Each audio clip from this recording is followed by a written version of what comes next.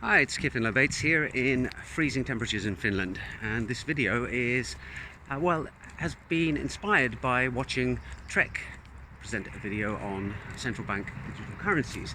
Now, you may remember a while back I did a series on central bank digital currencies where I was looking at the idea of could a central bank issue a decentralized digital currency.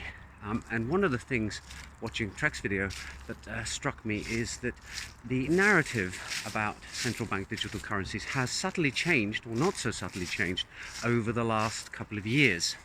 And nowadays we are not talking about central banks issuing decentralized digital currencies at all.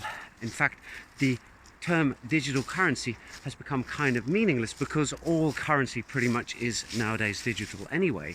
We don't store it on paper or in books in filing cabinets. It's all done in databases on computers. So I was thinking back to a video that I saw quite a while ago where the then head of the European Central Bank, Mario Draghi, was being rather dismissive of digital currencies, as he called them, but he was talking about cryptocurrencies. And he said, compared to the euro, which is and always will be a euro, conveniently forgetting his earlier days when the euro didn't exist and he bought everything in lira. But I guess that's a by the by. So we've seen remarkable changes in the financial landscape in the last year, primarily due to COVID, and some quite unbelievable things when you think about it from what the world looked like a year or two ago. For example, the US having stimulus checks, effectively a basic income for people being handed out under a Republican government. So there's a surprise there.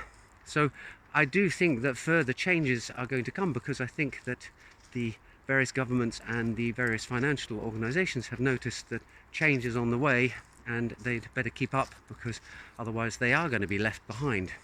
And in particular, the competition between the more powerful states in maintaining their position in the world ranking seems to be something that I reckon is behind this as well. The competition between the US and China has really hotted up over the last few years in particular. So central bank digital currencies, the thing that I mentioned at the very beginning, well, I guess really what I see happening here is that central banks are starting to think, we've been kind of in the shadows before. We deal with banks, and then banks deal with the high street consumers, and there's this sort of layers of distancing between the two. What if central banks could actually directly engage with you and me?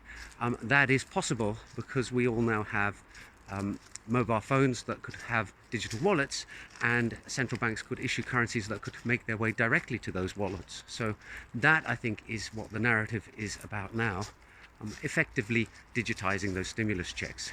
So a few random thoughts here and there. This topic is definitely not a blockchain topic anymore, and that's something that I think people who are interested in blockchain should keep in mind.